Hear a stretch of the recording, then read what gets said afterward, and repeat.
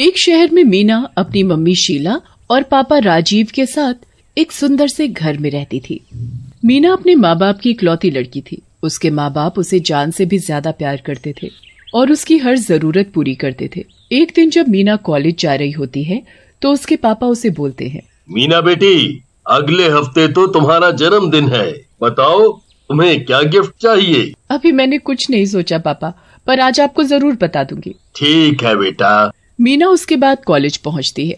सारे दोस्त कैंटीन में बैठकर मीना के बर्थडे की चर्चा कर रहे होते हैं। किसी को समझ नहीं आ रहा होता कि आखिर बर्थडे पर करना क्या है, पर तभी वहाँ राहुल आ जाता है। क्या हुआ?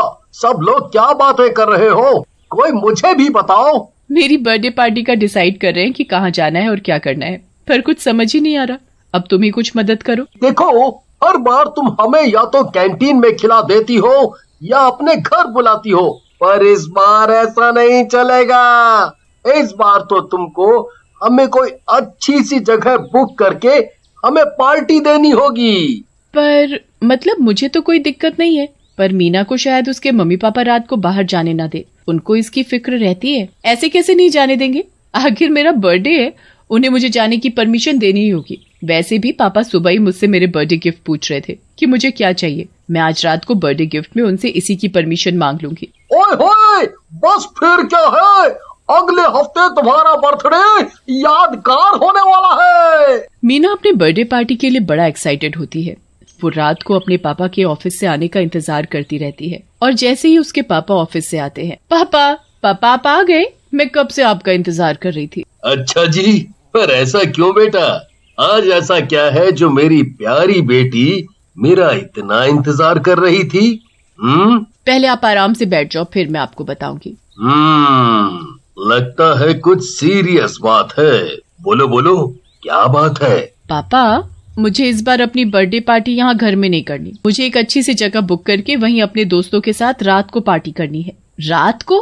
तुम पागल हो गई हो क्या मीना? ओहो मम्मी, अब मैं बड़ी हो गई हूँ, आप हमेशा ऐसे क्यों रिएक्ट करती हो? पर बेटा, मम्मी सही तो बोल रही है। मैंने बोल दिया मुझे वहाँ जाना है तो जाना है बस, वरना मुझे नहीं मनाना अपना बर्थडे। अच्छा ठीक है, तुम चली जाना जहाँ भी जाना चाहती हो।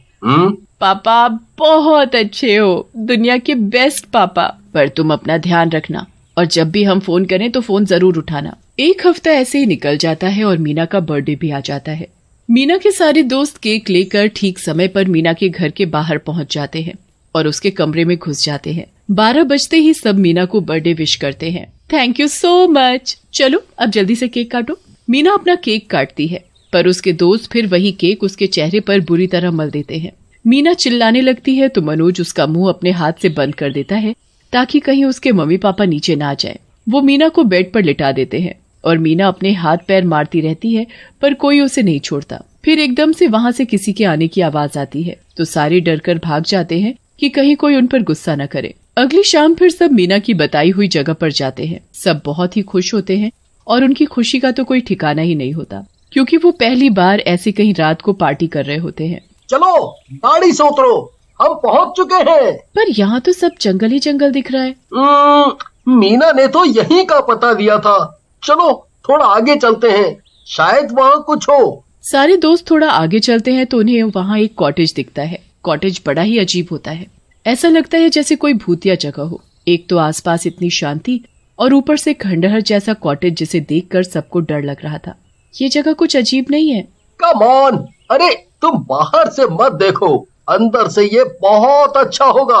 और तुमने देखा ही होगा कि आजकल लोग अपने रेस्टोरेंट्स वगैरह को सबसे अलग दिखाने के चक्कर में उसका इंटीरियर और एक्सटीरियर कितना अजीबो गरीब करवाते हैं। हाँ ये तो है।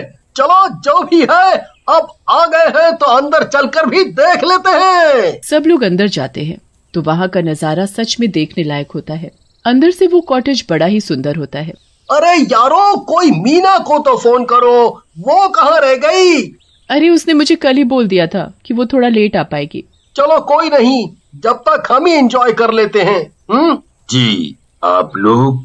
जी मैं राहुल हूँ और ये मेरे दोस्त है। आज मेरी दोस्त का बर्थडे है तो 12 बजे हम यहाँ सेलिब्रेट करेंगे।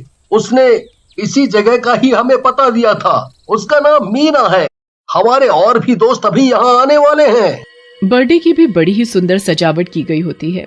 सब लोग सजावट और खाने का इंतजाम देखकर बड़े ही खुश हो जाते हैं, पर मीना का अभी भी कुछ अता पता नहीं होता। अब तो काफी देर हो गई है, मीना को आ जाना चाहिए। मैं यहाँ हूँ। सॉरी, मुझे आने में थोड़ी देर हो गई। घर पर काफी लोग आ रहे थे मुझे देखने। हाँ, मतलब मुझे विश करने। चलो अब सब छोड़ो और पार्टी एंजॉय करते हैं। देखो सब तुम्हारा इंतजार कर रहे हैं। वैसे तुमने जगह बहुत ही अलग चुनी है, सच में बड़ी ही सुंदर जगह है, हमें बहुत अच्छी लगी। ये जगह मैंने खास तुम सबके लिए ढूंढी है। अरे चलो अब केक तो काटो। और ये क्या पहन रखा है, इसे तो चेहरे से उतारो, तभी तो मैं फोटो खींचूंगा। मीना केक के पास जाती है। सब लोग आसपास इकट्ठा हो जाते हैं और फिर मीना केक काटकर अपने चेहरे से मास्क उतारती है। मास्क उतारते ही सब लोगों के होश उड़ जाते हैं। सब बुरी तरह से कांपने लगते हैं। क्या हुआ दोस्तों, ये लो केक खाओ। नहीं नहीं, मुंह खोलो सविता। सविता डरते डरते अपना मुंह खोलती है। चुड़ैल सविता के मुंह में केक बुरी तरीके से ठूंस देती है कि सविता उसे निगल ही नहीं पा रही होती। राहुल, लो अब तुम केक खाओ। चलो जल्दी अपना मुंह खोलो। प्लीज प्लीज ऐसे मत करो। क्या हुआ राहुल, तुमने भी तो मुझे केक खिलाया था।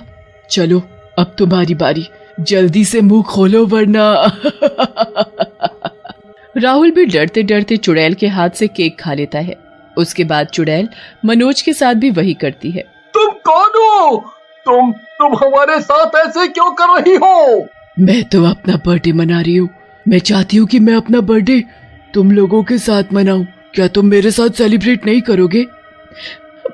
हमें छोड़ दो, हमें जाने दो यहाँ से।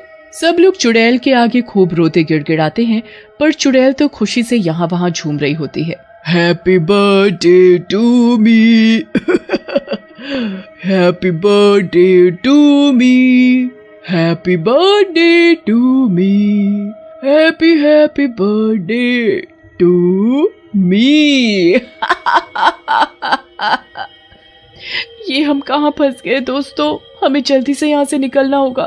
देखो वो दरवाजा खुला हुआ है, चलो जल्दी से वहाँ से भाग जाते हैं। सारे दोस्त उस दरवाजे की तरफ भागते हैं, पर अचानक वो दरवाजा बंद हो जाता है। उसके बाद सारी खिड़कियां भी खुद ब खुद बंद हो जाती हैं। चुड़ैल सबके पीछे पीछे केक लेकर घूमती रहती है और बार बार सबको ठूस ठूस कर केक खिलाती है। सारे दोस्त उस जगह फंस जाते हैं और उन्हें वहाँ से बाहर निकलने का कोई रास्ता नहीं दिख रहा होता। किसी को भी समझ नहीं आ रहा होता कि आखिर ये सब क्या हो रहा है। मीना आखिर चुड़ैल में कैसे बदल गई? उनके ये सवाल उनके दिमाग में ही घूमते रहते हैं। तुम लोग फिर खड़े हो गए, चलो अब खाना खाते हैं, मुझे तो बहुत भूख भी लग रही है। चुड़ैल जबरदस्ती सबको टेबल पर बिठा देती है। उसके बाद वो सबके लिए खुद खाना लेकर आती है। खाना देखकर सब लोग डर जाते हैं। किसी प्लेट में केक का बना हुआ कटा हाथ होता है, तो किसी में केक से बना हुआ पैर, किसी में केक से बनी हुई कटी हुई मुंडी, तो किसी में केक से बनी हुई आंखें और केक के आसपास खून ही खून। ये सब देखकर सारे एकदम से खड़े हो जाते हैं और चुड़ैल के पैर पकड़ लेते हैं। हमने क्या किया है? तुम कौन हो? हमें बताओ प्लीज। हमसे क्या गलती हुई, हमें बताओ, पर हमारे साथ ऐसा मत करो। मैं मीना हूँ, मीना। और क्या ये सब देखकर भी तुमको समझ नहीं आया कि तुम सब ने मेरे साथ क्या किया है? जाओ अभी मेरे घर और जाकर देखो तुमने मेरे साथ क्या किया है। दरवाजा अपने आप खुल जाता है और वो चुड़ैल अचानक गायब हो जाती है। सारे दोस्त भागते हुए सीधा मीना के घर पहुंचते हैं। मीना के घर काफी सारे लोग सफेद कपड़ों में बैठे होते हैं और उनके सामने मीना की लाश पड़ी हुई होती है। सब रोते चिल्लाते हुए वहां जाते हैं।